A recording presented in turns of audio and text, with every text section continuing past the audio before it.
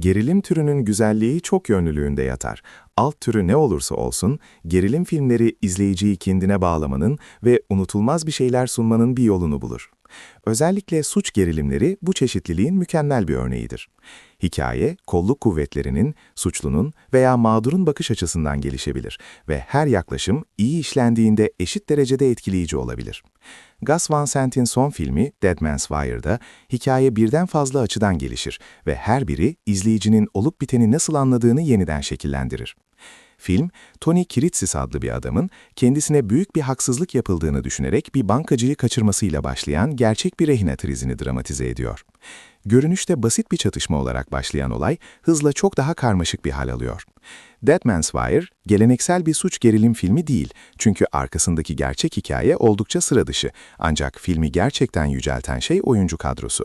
Performansları gerilimi artırıyor, duygusal etkiyi derinleştiriyor ve sonuç olarak filmi özel bir şeye dönüştürüyor.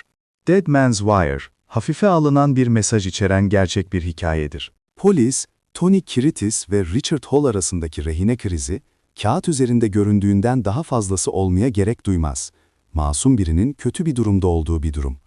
Ancak Kirittis'in Hall'ın boynunu ve kendi boynunu kaçmaya çalışması halinde ateş alacak bir av tüfeğine bağlaması, olayları daha büyük bir boyuta taşıyor ve suç gerilimini bir başyapıt haline getiriyor.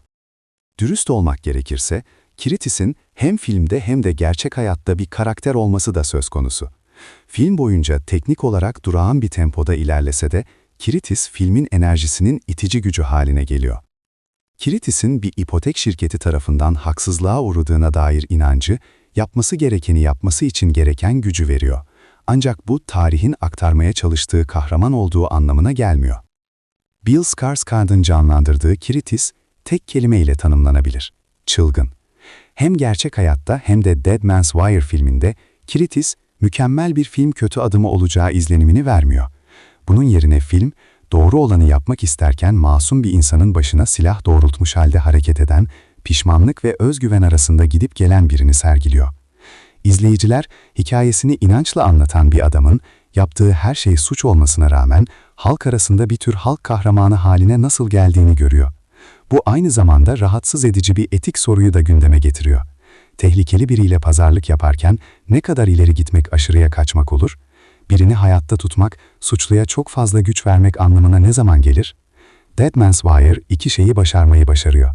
Bir yandan bir suçlunun hak etmediğinden çok daha fazlasını elde ettiğinde neler olduğunu gösteriyor, sanki bir soygun filmindeymiş gibi ve elinde silah olan tek kişiymiş gibi.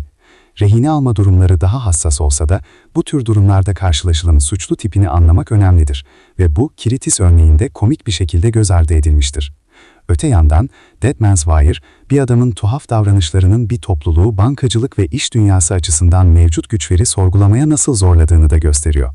Halk her zaman güce sahipti ve bu film, işler kötüye gittiğinde bunun ne kadar büyük bir güç olduğunu ima ediyor.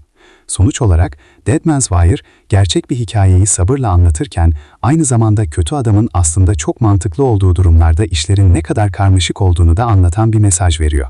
Bu performanslar, Dead Man's Wire'ı benzersiz şekillerde daha üst bir seviyeye taşıyor. Senaryo olarak, Dead Man's Wire'ın manyetik bir çekiciliğe sahip olduğu bir sır değil. Hikayesi eşi benzeri görülmemiş olmakla kalmıyor, karakterlerde, özellikle Kiritsis gerçekten ilgi çekici. Ancak oyuncular gerekli ağırlığı ve ciddiyeti sağlayamazsa, harika bir senaryonun hiçbir anlamı kalmaz. Neyse ki, oyuncu kadrosunun her üyesi, yüksek risklerden mizaha kadar her şeyi inandırıcı bir şekilde sunan muhteşem performanslar sergiliyor. Skarsgård, Stephen King'in It romanındaki ve yakın zamanda yayımlanan Welcome to Derry dizisindeki palyaço Pennywise rolüyle en çok tanınsa da, Barbarian ve The Devil All the Time gibi birçok başka filmde de oyunculuk yeteneğini sürekli olarak sergiledi. Yine de Kiritsis'i hayata geçirirken yaptığı seçimler, bir karakterin zihnine ne kadar iyi girebildiğini kanıtlıyor.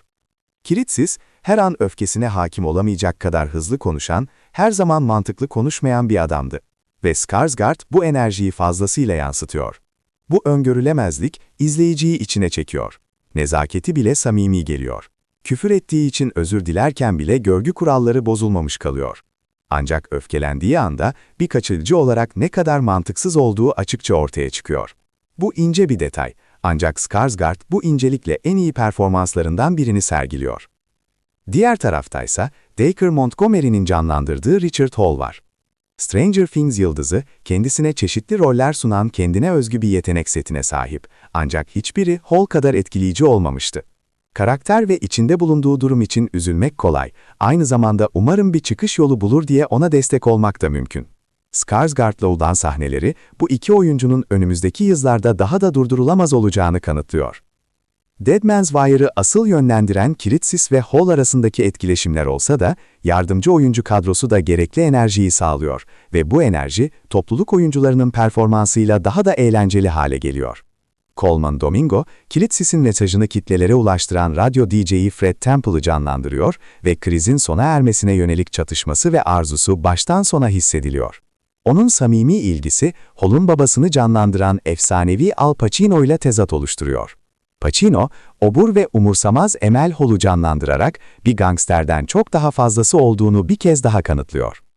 Bu arada Cary Elwes, dedektif Michael Grable rolünde neredeyse tanınmaz halde ve az repliği olmasına rağmen baştan sona yüz ifadeleri, karakterin çatışmada ne kadar çok çalıştığını ve işlerin bu şekilde sonuçlanmasının ne kadar sinir bozucu olduğunu gösteriyor. Öte yandan Maya Hall'dan Linda Page harika bir haber isteyen bir muhabiri canlandırıyor, ancak bu kadar karmaşık bir hikayeden ilgi çekici bir şey elde etmenin ne kadar zor olduğunu kanıtlıyor. Her oyuncu en iyi performansını sergiliyor ve bu da Dead Man's Wire'ı oyunculuk sanatının bir başyapıtı haline getiriyor. Dead Man's Wire'ın zayıf noktaları, insani anlarla dengeleniyor. Dead Man's Wire, suç gerilim türünü yeniden icat etmeye çalışmıyor ve bu nedenle beklenebilecek etkileşimler ve olaylar için bir formül var. Gerçek bir hikayeyi yeniden anlatan tüm gerilim filmlerinde olduğu gibi iniş çıkışlar mevcut.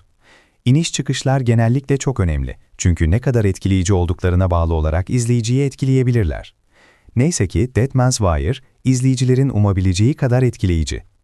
İster bir araba yolculuğu sahnesi olsun, ister Hall ve Kitsis arasındaki bir konuşma, her bir düşüş noktasının kendine özgü bir DNA'sı ve enerjisi var. Burada önemli olan polisin bir sonraki hamlesini ne kadar hızlı planlayabildiği değil, izleyicimin Kitsis'in ne kadar hasta ve kusurlu olduğunu anlamasıdır. Ayrıca bu, Hall gibi birinin ne kadar ayakları yere basan biri olduğunu göstermenin ve tüm zengin insanların ayrıcalıklı olmadığını ortaya koymanın harika bir yoludur. Bu insani anlar, Dead Man's Wire'ın temelini oluşturuyor ve filmin bir sonraki büyük suç filmi olma amacı gütmeyen bir öykü olduğunu gösteriyor. Bunun yerine, insanların sınırlarına kadar zorlandığı ve gerilimlerin yüksek olduğu bir anda insanlık durumunu yakalayan bir film. Bir bakıma, Kitsis'in eylemlerinin bir toplumu etkilediği ve iki kişinin bir odada mahsur kaldığı bir ortamda hayata geçirilmiş bir sosyal deney gibi hissettiriyor. Bir adamın özür dilemesini umarak başka bir adamın üzerine av tüfeği bağlamasıyla ilgili bir hikayeden yola çıkan çok insani bir öykü var. Absürtlüğün içinde, film bir sonraki büyük aksiyon sahnesine odaklansaydı bu kadar güçlü olmayacak çok samimi bir mesaj yatıyor. Bu bağlamda Dead Man's Wire, alışılmadık bir senaryoda insanlık durumunu ele alma biçimiyle öne çıkıyor. Dead Man's Wire herkesin hoşuna gitmeyebilir. Ancak suç gerilim filmlerini sevenler ve özellikle de küçük ama inanılmaz gerçek hikayeleri dinlemeyi sevenler için bu filmde her ikisi de fazlasıyla mevcut. Her oyuncu kolayca bir para kazanma filmi olabilecek bir yapım için elinden gelenin en iyisini yapıyor.